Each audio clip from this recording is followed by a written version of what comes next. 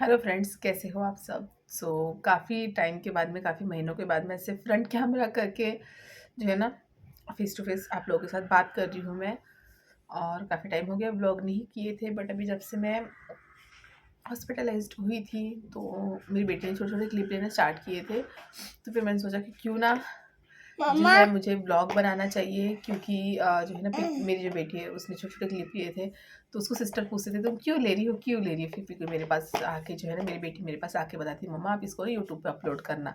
आप ना अभी ब्लॉग नहीं बनाते हो तो ब्लॉग बनाना। फिर मैंने भी सोचा हाँ यार, सच में मैं काफ़ी टाइम से ब्लॉग नहीं बना रही हूँ, तो मुझे ब्लॉग बनाना मम्मा। चाहिए। अब हाँ, काट दो तू, थोड़ा और खेल, 5 मिनट जा। तो इसलिए मैंने तब से जो है ना, जैसे मुझसे हो पा रहा है, मैंने वैसे जो है ना अपना व्लॉग बनाना स्टार्ट कर दिया है। और कोशिश कर रही हूँ थोड़ा थोड़ा करके व्लॉग बनाऊँ। तो आज हस्बैंड जो है ना वो चले गए हैं, वो ओवर टाइम पे रुके हैं। हस्बैंड की कंपनी जो है ना वर्स्ट से भी वर्स्ट कंपनी है। और वहाँ के जो है ना मेंबर्स जो है, कुछ एक जो है जिनको दूसरों के प्रॉब्लम से बहुत, मतलब दूसरों से बहुत जलन है, ऐसे टाइप के जो लोग हैं ना वो बहुत परेशान करते हैं। अभी जब मैं हॉस्पिटल में एडमिट थी तब भी उन लोगों को लगता था शायद ये छुट्टी लेके यहाँ वहाँ घूम रहा है। बहुत कुछ, मतलब बताने जाओ तो बहुत कुछ चीज़ें हैं। कहते हैं ना कि आप जहाँ पे काम कर रहे हो, आपके कलीग्स अगर आपको अगर समझ ही नहीं सकते तो क्या कर सकते हैं। कोई बात नहीं, उनसे थोड़ी ना हमारा घर चलता है। और ऐसे लोगों को जो है ना मैं, वो कहते हैं कौड़ियों के भाव में भी नहीं गिनती हूँ मैं, क्योंकि मेरा थोड़ा सा नेचर अलग है। हस्बैंड जो है ना बोल के भूल जाते हैं, बट मैं नहीं। क्योंकि कुछ लोग ऐसे मेंटली ऐसे होते हैं ना, खुद अपने बीवियों के लिए कुछ कर नहीं पाते हैं, तो फिर किसी अगले इंसान को उसकी बीवी के लिए करते हुए देख के जो है ना उनको बहुत जलन, जेलेसी फील होती है। तो इसलिए वो अपना फ्रस्ट्रेशन निकाल देते हैं, ऐसे होते हैं। तो अभी उनको जो है ओवर टाइम करना पड़ रहा है, क्योंकि काफ़ी टाइम से उन्होंने 3 4 5 दिन छुट्टी ले ली थी। मैं हॉस्पिटल में थी तो ऑब्वियसली घर में कोई करने वाला नहीं है, 2 2 बच्चे हैं मेरे पास, हॉस्पिटल में भी रहना था, बच्चों को भी संभालना था। बहुत सी चीज़ें होती है अगर एक घर की जो लेडी है, जो घर मेन चला रही है, अगर वो हॉस्पिटल में रहे तो। और बस अभी जो है ना मैंने अभी जस्ट टिफ़िन विफ़िन बना के फ्री हुई हूँ। आप लोगों को पता होगा मैं टिफ़िन मेस सर्विस जो है वो चलाती हूँ।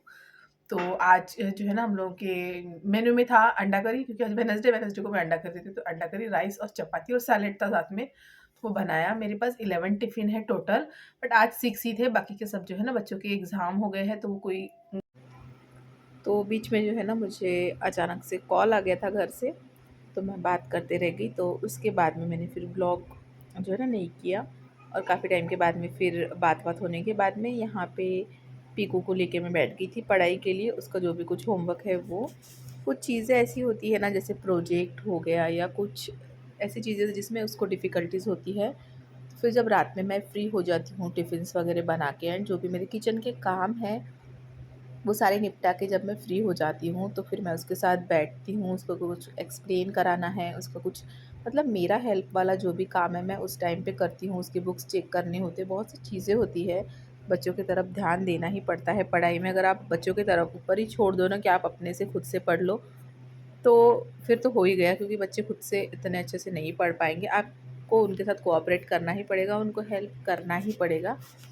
तो बस बैठ गई थी। ये पिक का प्रोजेक्ट है, उसको कुछ जो है ना बनाना था, तो बस उसी में मैं उसकी हेल्प कर रही थी। टप्पू की अभी उतनी ज़्यादा पढ़ाई नहीं है, वो खेलता है, थोड़ी देर पढ़ता है फिर खेलता है। ये नेक्स्ट डे का व्लॉग है। काफ़ी लेट उठी थी मैं, और उसके बाद में कुछ खाने का मन नहीं हो रहा था, तो मैंने ऑमलेट बना लिया अपने लिए। और राइस थे, तो राइस और ऑमलेट जो है ना वही खाना खा रही हूँ मैं। आफ्टरनून में लंच ले रही हूँ मैं ये। और हस्बैंड ने सोचा कि बहुत वीकनेस है, तुमसे नहीं हो रहा है। रात में भी मैंने टिफ़िन्स बनाए, बाकी के कुछ काम नहीं किए, और पीकू की पढ़ाई की। उसके बाद में मैं जो सोई हूँ, तो सुबह मुझे उठ के ही नहीं हो रहा था। मतलब रात में टिफ़िन फिर बनाई, थोड़ा भागा दौड़ी हो गई, क्योंकि एक एक टिफ़िन पहुँचाने जाना पड़ता है। तो सुबह फिर से मुझे एकदम वीकनेस लग रहा था, बहुत बुरी हालत लग रही थी। फिर हस्बैंड ने फाइनली कहा कि तुम मम्मी के घर चली जाओ, थोड़ी दिन रेस्ट करो, रुको वहाँ पे, थोड़ा सा माहौल जगह चेंज होगी, रेस्ट करने मिलेगा तो तुम्हें भी अच्छा लगेगा। तो फिर मैंने भी फाइनल डिसीजन ले लिया कि हाँ, यहाँ पे रहूँगी, एक दिन काम करूँगी, फिर दूसरे दिन बीमार होते जाऊँगी। उससे अच्छा एक ब्रेक लेना बहुत ज़रूरी हो गया था मेरे लिए। तो मैंने सोचा कि हाँ ठीक है, विवेक जो कह रहे हैं वो भी सही है। तो पीयू की वैसे भी, और स्कूल स्कूल तो पहले की ही छुट्टियाँ हो चुकी थी, मैं हॉस्पिटल में थी तब, और भी छुट्टियाँ होने वाली थी। तो मैंने सोचा कि चलिए आज की 1 2 दिन की छुट्टियों को ना देखते हुए आगे की देखते, क्योंकि आगे उसकी फाइनल एग्ज़ाम्स वगैरह बहुत सारी चीज़ें होने वाली थी। तो यही सोच के जो है ना फिर मैंने डिसाइड कर लिया कि हाँ मैं जाती हूँ। तो काफ़ी लेट हो गया था, क्योंकि डिसाइड करते-करते ही बहुत लेट हुआ। खाना-वाना खाया, शावर ली मैंने, क्योंकि हॉस्पिटल में एडमिट थी तब से फ़ीवर था, तो मैंने नहाई नहीं थी। तो फिर आज मैंने हेड बाथ भी लिया और अच्छे तरीके से शावर लिया और थोड़ा-सा फ्रेश फ़ील हो रहा था। तो फिर उसके बाद में फाइनली मैं बैठ गई थी पैकिंग करने के लिए, क्योंकि हस्बैंड ने सिर्फ़ पेटी निकाल के दिया और कहा कि मुझे हेल्प बताओ, बाकी तुम खुद से पैकिंग कर लो। क्योंकि क्या होता है ना, जेंट्स लोगों को नहीं समझ में आता है कहीं जाना है तो क्या लेके जाना है, क्या नहीं।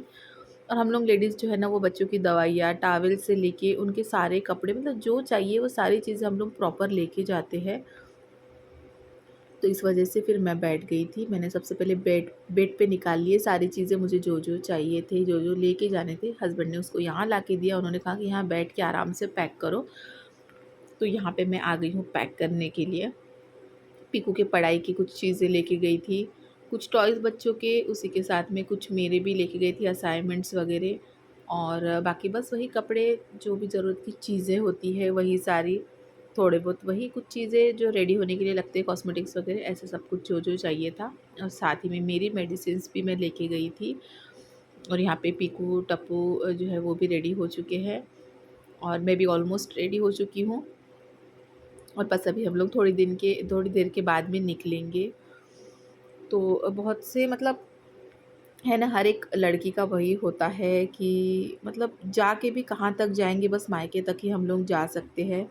और मायके में ही जाके जो है ना मेन रिलैक्स लगता है। वैसे तो मेरे घर में भी मुझे इतना कुछ प्रॉब्लम नहीं है, मतलब ऐसे रोक-टोक कुछ नहीं है, मैं आराम से आराम कर सकती हूँ यहाँ पे जो चाहे वो। हस्बैंड भी बहुत सपोर्टिव है, बहुत केयरिंग है। मेरे को अगर तबीयत ख़राब रहती है तो खुद उठ के काम कर लेते हैं, मुझे काफ़ी रेस्ट वगैरह देते हैं। बट फिर भी कहते हैं ना, मायके में जो सुख है वो कहीं सुख नहीं मिल सकता आपको। तो इस वजह से यहाँ विवेक जो है ना मुझे चिढ़ा रहे हैं कि तुम जानबूझ के बीमार हुई हो ताकि तुम्हें मायके जाने को मिल सके। फाइनली तुम मायके जा रही हो करके मुझे वो चिढ़ा रहे थे। मैंने कहा कि हाँ, हाँ, तो आपने पहले क्यों नहीं भेजा? ऐसे-ऐसे करके हम लोगों की हँसी मज़ाक चल रही थी। बट एक्चुअली मैंने बिल्कुल भी नहीं कहा था। मैं लास्ट मोमेंट तक मैं नहीं कर रही थी, जब विवेक मुझ पर चिढ़े हैं कि कितने दिन तक तुम बीमार रहोगी और कब तक, मतलब बच्चों का भी लॉस हो रहा है, मेरे भी ड्यूटी का लॉस हो रहा है, ये सारी चीज़ें, और तुम्हारी भी हालत दिन ब दिन मतलब बिगड़ती जा रही है। ये सब डाँटने के बाद में फाइनल मैंने डिसीज़न लिया है। मैं आई हूँ तो देखिए मैं पहुँच गई हूँ, बट बस बस स्टॉप से घर तक जाने के लिए मम्मी ने ऑटो भेजा था, तो बस उसी ऑटो में बैठ के मैं जा रही थी और मैं शूट कर रही थी। तो मेरे हस्बैंड का कॉल आ गया, तो फिर मैंने कॉल ही शूट कर लिया। मैंने सोचा कि घर में जाते तक कैसे शूट करूँगी, मेरे पास फ़िलहाल एक ही मोबाइल है, मेरा दूसरा मोबाइल ख़राब हो रखा है। तो इस वजह से, और जो है ना यहाँ पे हस्बैंड का कॉल चल रहा था, उनको अभी फाइनली रिलीफ़ लग रहा था कि हाँ तुम मम्मी के घर गई हो, अब मम्मी तुम्हारी अच्छे से केयर करेगी और तुम अब जल्दी-जल्दी से सुधर के घर में आओगी। तो बस वही मेरा जो है ना, बस स्टॉप से हम लोगों का घर जो है ना, मतलब मेरा मायका जो है बहुत पास में है, बट तबीयत ठीक नहीं, 2-2 बच्चे, एक ट्रॉली बैग थी मेरे साथ, पीकू की स्कूल की बैग थी। ये सारी चीज़ें लेके मैं नहीं जा पा रही थी, तो इसलिए मम्मी ने कहा कि तुम बस स्टॉप पे वेट करो, मैं ऑटो भेजती हूँ। फिर मम्मी ने ऑटो भेजा और हम लोग ऑटो में जो है आराम से आ गए। और ऐसे लग रहा था कि मेरी तबीयत ठीक है, बट मेरा फेस देखो, मेरे फेस से ही समझ में आ रहा है कि मेरे मतलब बॉडी में बहुत ज़्यादा वीकनेस हो गया है। तो इस तरीके से जो है ना मैं फाइनली घर तक पहुँच गई थी और मुझसे ज़्यादा विवेक हैप्पी थे कि फाइनली मुझे अभी रेस्ट मिलेगा।